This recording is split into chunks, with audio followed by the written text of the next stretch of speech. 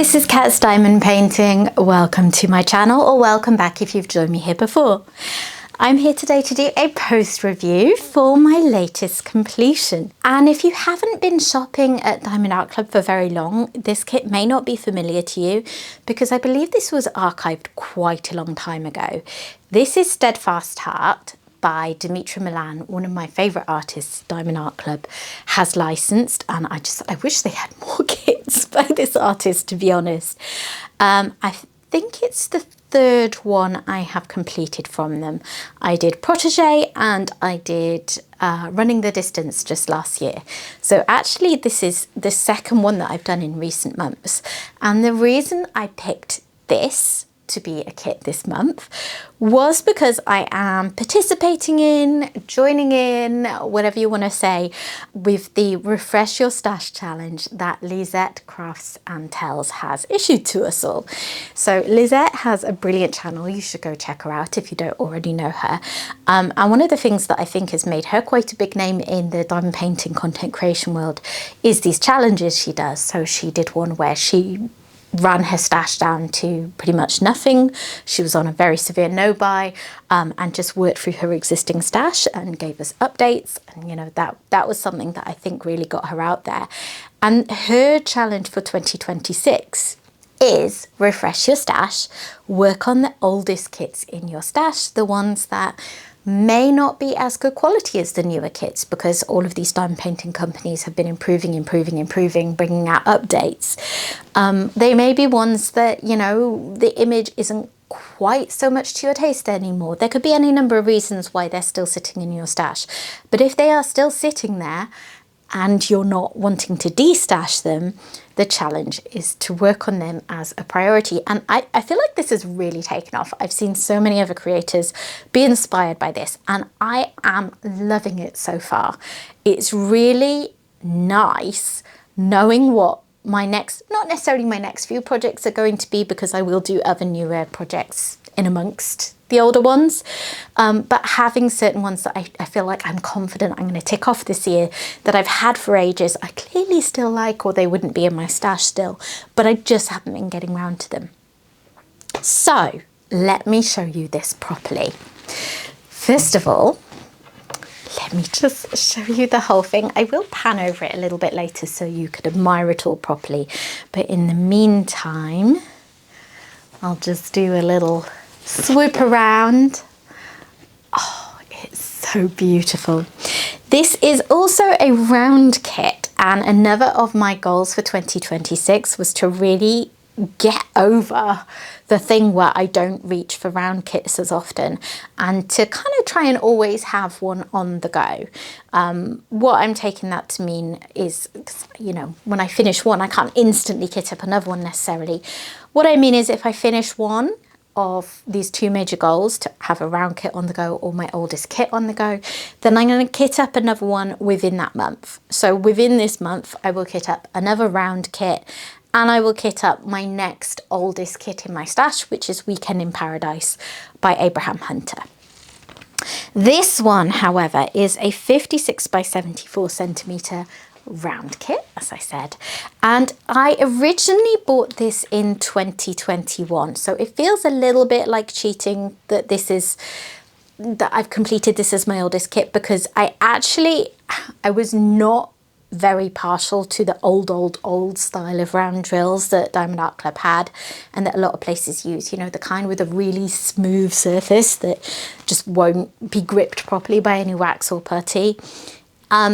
So I did, like, during this period while they were evolving and bringing out new drills, new grids for a lot of their kits, I did, with quite a lot of the kits that I really loved in my stash that I had in an older format, de-stash them and rebuy them. So I rebought this in 2023, so technically it's not one of the handful of oldest kits, but I went by the date that it went in Gems Flow, so it was the oldest kit that I had initially bought going by Gems Flow, and I believe I bought it originally in December 2021. So let's go over some stats. If I can find the page. You wouldn't think it'd be hard considering I've only just started this logbook. So I started this on the 17th of January and I finished it on the 1st of February, which if you're an old timer on this channel, you'll know is pretty quick for me to get one of these medium-sized kits done in 2 weeks. It's not bad going, and I have been doing a lot of diamond painting recently. I've been really, really, really into it in a way that I think, you know, we all of us who are here in this world love diamond painting, but there are times where you don't get as much of it done when it's not as high of a priority as it is at other times. And right now I'm in a phase of being completely obsessed again. So I have worked on it quite a lot, but I also found it was my favorite blend of confetti and color blocking, where I feel like a lot of creators would view this as quite a confetti kit. People who tend more towards things like, you know, graphic art designs and that kind of thing that often lend themselves to a lot of color blocking. There weren't big patches of color blocking in this, apart from maybe her face. But there were lots and lots of small blocks everywhere, so it wasn't getting drills out to put, you know, just a couple of drills down. There would be quite a few that I could do in a section and then move on to another colour. And I find that a really good balance for keeping my interest. So that's what I would consider it. Oh, I've lost my page again. So yeah, as I said, I bought this the 3rd of December 2021, originally for £43.20. And then I reordered it on the 11th of March 2023, it says here, for £51 to get the new drills. So I did lose out a little bit on the money, but it was worth it to me because I knew it would be a much better experience. And I do love these drills. They are so sparkly. Can you see that sparkle? It's gorgeous. This was my 78th start ever in diamond painting and my 73rd finish. And I also noted that it was my 3rd finish in 2026. I finished off a couple of pre-existing whips already this month. And it was finish 15 for 2025 to 2026. And the reason I've noted that is because, as you may be aware, I count my years of diamond painting literally from when I started, which was April 2021. So this is, you know, we're coming towards the end of my 5th year of diamond painting, and it's finished 15 within that April to April window. It's got 66 colours, which includes 3 ABs, and the AB use was pretty light with this one, which is a feature I remember from older kits. They used to be a lot less gung-ho about special drills. So there's quite a lot of the white AB used all around the place, but the other two, there was like an orangey yellow and a blue, and they were used very, very sparingly. So most of the glitz and glitter that you see from this kit is just the pure sparkle of the drills. This kit in some ways gives me some regrets because over the years I have destashed so many kits when I was trying to be brutal, when I was trying to just cut down on the amount in my cupboard, on the basis just that I had them for ages and I hadn't got round to working on them yet. So probably I was never going to, they were never going to reach the top of the queue. I've even considered destashing this at certain points. And I am so glad I didn't because I really, really, really loved this kit. So yeah, I'm kind of trying not to think too much about some of the ones I've destashed along the way that I now can't rebuy because they're archived. I knew it was for the best and my stash would just be even more insane than it already is if I hadn't done that. But yeah, let's just say I am very, very glad I never actually got round to destashing this one. And I'm gonna say I feel like, because I've worked really intensively on this one kit has done a lot to get me out of the kind of funk I was in with round drills, where I knew that if I worked on them I was okay with them. I didn't ever want to stop getting round drill kits, but I was just never reaching for them as often because I really feel like I enjoyed this so much that can carry over a little bit. The grid at this point in time when this kit was restocked, so the sort of 2023 era, when I bought this particular copy of the kit, the drills were really sparkly, really nice and faceted. they didn't line up brilliantly. The grid wasn't quite right for them. So I found that I could only place around 4 drills at a time with my multi-placer for this kit. And initially I was like, oh no, this is going to be really frustrating. I don't want to only be placing 4 drills at once. But I persevered and I just got really used to it. And I feel like that's okay now. I can do that if a kit is from that era. And actually newer round drill kits, Diamond Art Club specifically has really done a lot to improve the grid. And I know that the last Diamond Art Club round drill kit I was working on, I was able to place more like 7 or 8 drills at a time. So if this is kind of as bad as it's going to be in my stash, then I can do that. Because it's one of the things, it's just a frustration thing because I'm used to being able to place a lot more at a time with squares that I found it really irritating. But I feel like I'm kind of over that, and that in itself is really exciting. So some more things that I loved about this kit. I think that her face and skin in general, her neck as well, is stunning. Really, really well rendered. Faces can be tricky. I don't do a whole lot of paintings with faces in them. This is one of the few artists really that does them in a style that I really enjoy, with all the kind of beautiful abstract colours in the background. There's generally an animal, and I love having an animal and a person together in a painting. Don't know why. It's never made sense to me. I've said it to you many times before, but there we go. So I don't have like a ton of experience with, you know, how skin tones are diamond painted, but I just feel like this is fabulous. Like obviously when you go up close, it looks a little bit, whoops, if I can bring her closer to you, a little bit clunky. And I will say I took my time. I went so slowly with her face because, oops, fighting me. I was really painfully aware that the way I feel about diamond painting, if I can see lines being wonky, it just affects my enjoyment of looking at the piece. So I went so slowly because I knew that those colour drills would show up any imperfections. And I feel like from a proper viewing distance, I mean, obviously it's not perfectly placed up close, but from a proper viewing distance, it all looks pretty even. And that was, you know, the finish I hoped for. Again, like up close, let me zoom you in because it didn't work so well when I tried to just pick up the painting. So up close, when you look at her face, you have this kind of slightly strange lilac line around her nose, which doesn't look brilliant up close. And her eyes are a little bit clunky, like her eyelashes are very thick.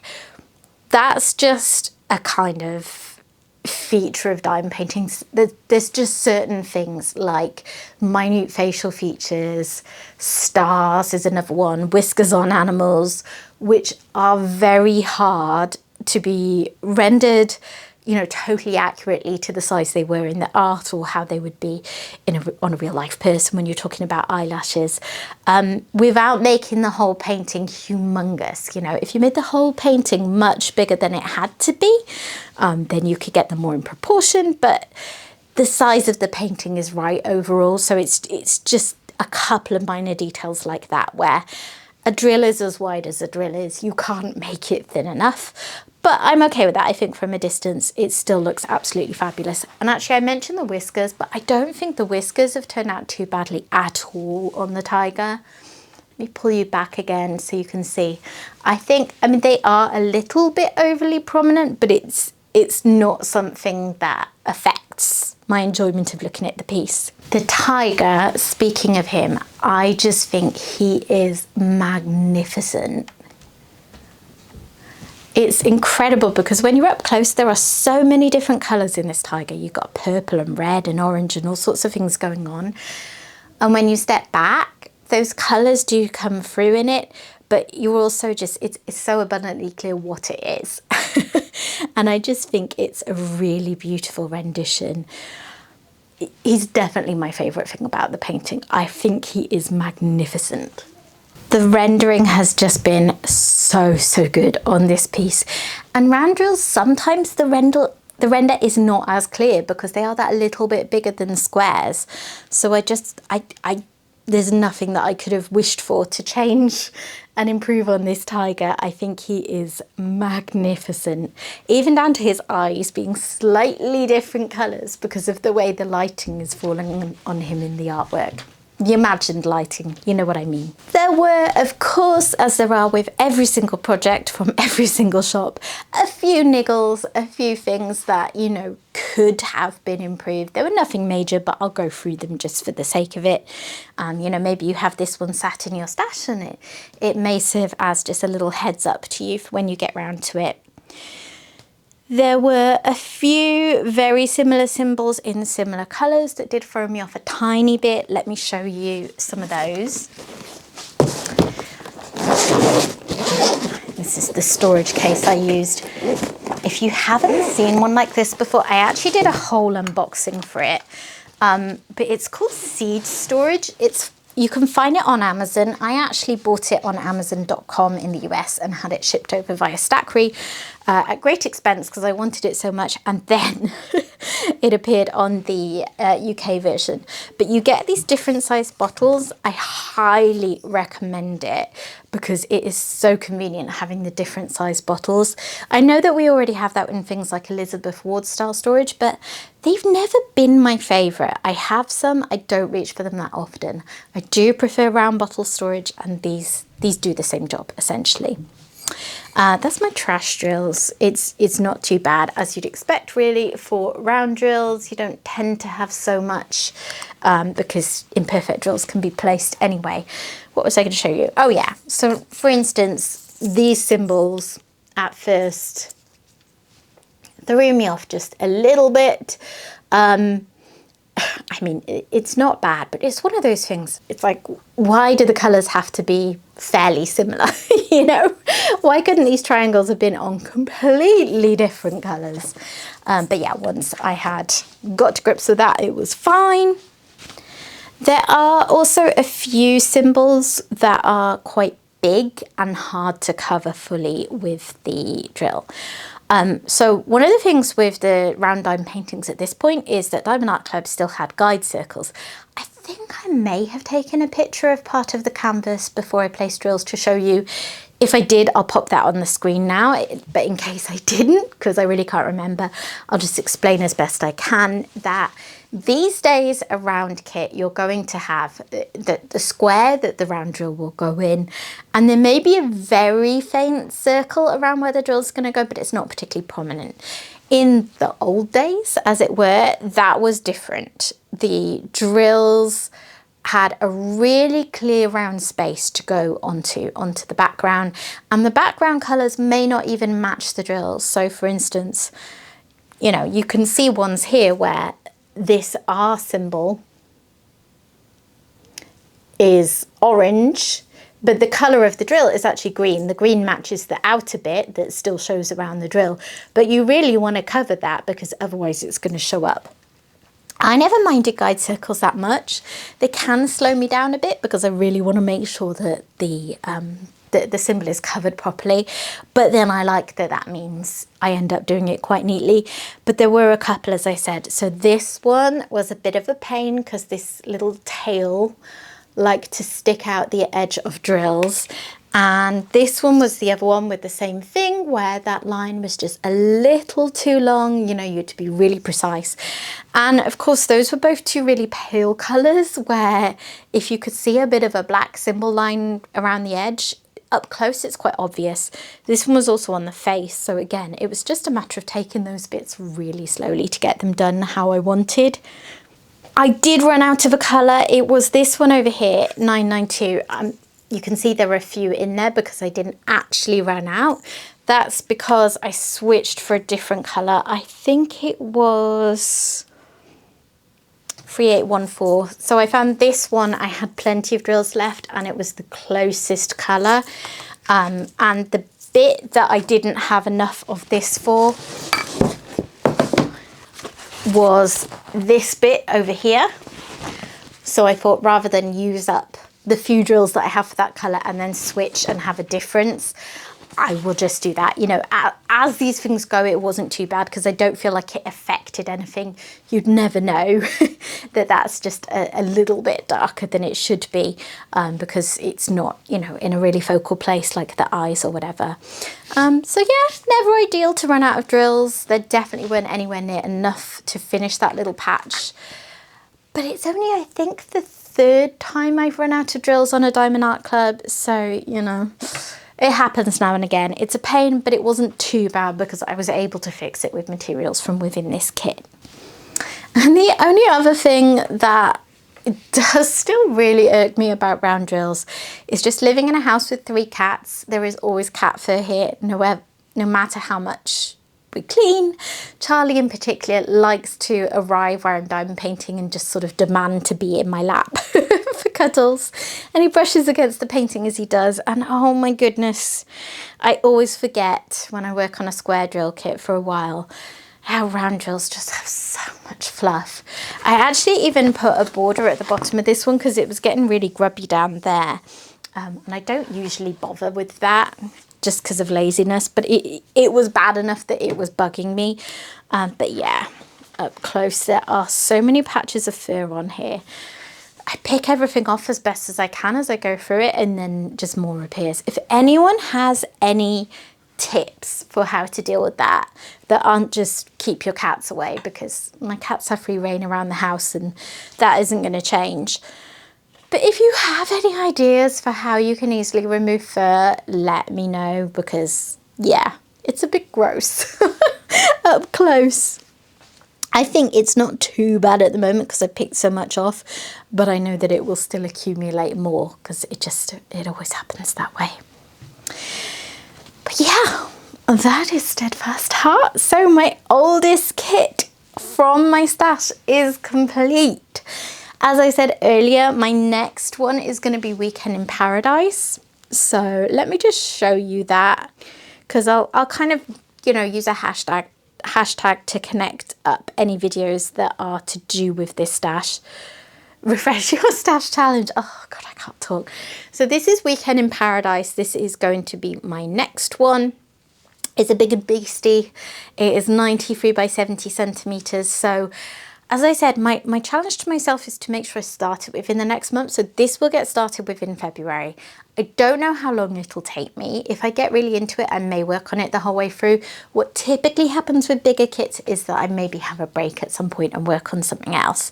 So then I don't know if maybe I'll just try and start a new kit that fits Refresh My Stash every month, or whether some months that won't happen because, you know, I'll end up with too many whips. I'm not sure. I'll have to see how it goes, because I don't know how I'm going to get on with this till I start it.